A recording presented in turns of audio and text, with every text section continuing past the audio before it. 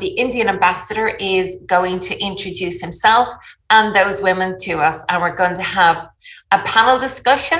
The ambassador is going to moderate that. Then we're going to open the panel to you, and you can put your questions in the Q&A facility there at the bottom, and have a lovely conversation for the next hour. Thank you. Ambassador, over to you. Ashkar, my very warm greetings to all of you on International Women's Day. At the outset, my profound gratitude to Honorable Lord Mayor for hosting this event and, in fact, inspiring this whole idea.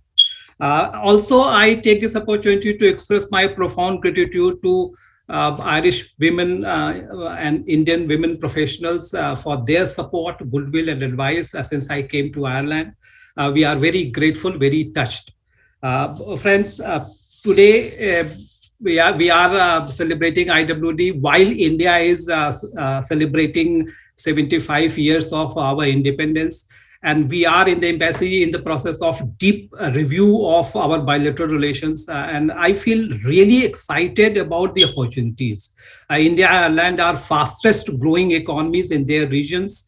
Both are uniquely strategic location and connectivity advantages, and have complementarity in strengths in ICT, in medtech, fintech, agri-tech, higher and technical education, film and entertainment, and creative industries, and aerospace.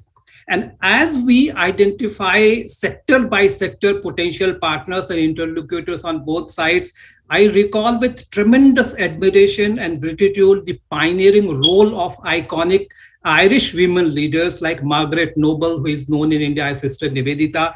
She awakened spiritual and social consciousness among Indian people. Annie Besant, the educationist and pioneering thought leader who served as president of Indian National Congress in 1917. And Margaret Cousins, who pioneered women empowerment by establishing All India Women's National Conference. And also engage in political mobilization of women for social change.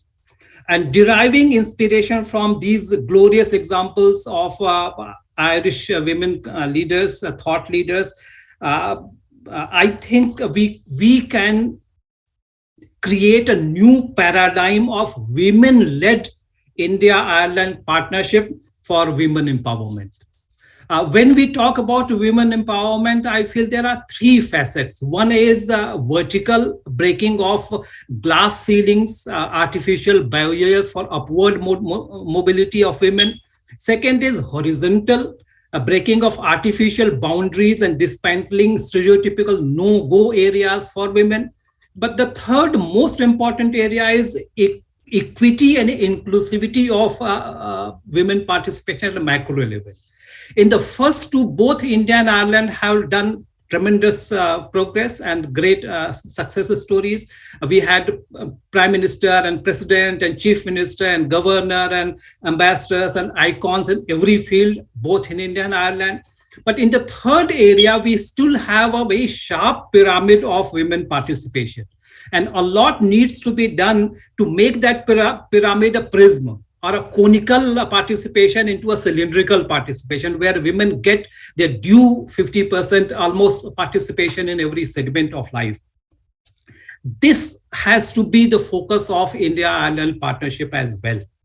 Today, we begin this conversation, thanks to Honorable Lord Mayor, as a catalyst for many more conversations and dialogues among the inspiring women of India and inspiring women of Ireland to transform our partnership. I once again thank Honorable Lord Mayor for so kindly hosting this and also arranging fantastic, inspiring leaders, pioneers from the Ireland side. On the Indian side also, we have chosen people in such a manner that they are inspiring icons in their respective field, but also we have identified them so that they become focal points for India-Ireland partnership. May I invite Honorable Lord Mayor to say a few words with regard to this today's conversation? Thank you very much, Ambassador. And yes, it is really, really important that we make these close contacts and links, women working with women across countries and across boundaries. And I think you mentioned there the diverse range of expertise that is in the room here today. And while there might be continents between us and oceans between us, I think what bonds us is the want and the willingness to work together for a better future, not just for ourselves or for our own countries, but also for women around the world. And we do recognize that in many countries, it's not easy for women. It would be remiss of me not to mention Ukraine and the women and children and their families fleeing from a war, but also the women there that are holding a gun and fighting for their country also. And I think each of us in our own way who are here today fights in a particular way for the betterment of our society. And I think that's why we're all here today. So I'll just introduce myself. So our colleagues in India has a little bit of background about myself, and then I'll ask my Irish colleagues to introduce themselves. So as the ambassador has said, I'm the Lord Mayor of Dublin City. I'm Lord Mayor, sadly, only for 1 year, but it's a great honour and a great privilege. I'm a local councillor with Dublin City Council. I have 62 colleagues, so I was elected from those colleagues to serve as the leader of the city for a year. My background is in education.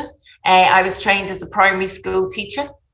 I taught in Spain and in Ireland. In Spain, because I graduated in the late 80s in our previous recession, which saw an awful lot of young Irish people leave the country to get work, and I was one of those. Thankfully, when I returned, there was lots of jobs. So I taught for several years. I was very involved with my trade union, the Irish National Teachers Organisation. And again, I suppose it's that urge for social justice where you bring motions to your annual conference that you want to see go into policy and into practice. I applied for a job with the INTO as their learning officer. Have to admit, I never thought I'd get it. So when they offered me the job, I hadn't exactly got that bit thought through. So I was the lead for learning, training and equality. And I suppose I got into politics around 2008. Our country was going through a huge amount of upheaval. We could see a slippery slope where finances were really difficult. And I spent an awful lot of time talking back to the radio when the news was on and people were discussing the state of the country. And I decided I just couldn't sit in the car anymore and talk to the radio. So I decided to get involved in politics. I joined the Labour Party. The Labour Party here in Ireland is very much associated with the trade union movement and with workers. So it would have been, I suppose, ideal for me in my own ideology about public service and what the welfare state. I was happy in the Labour Party, just helping out, and then the opportunity arose in 2014 to run for election, which I did, and I won a seat on Dublin City Council.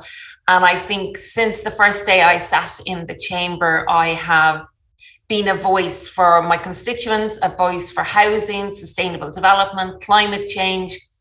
And I suppose that has led to me being here for this year as Lord Mayor. So it's a great privilege and it's a great honour, and one that I cherish every single day as I represent not just the women, but the men, women and the families of Dublin City. So that's about me.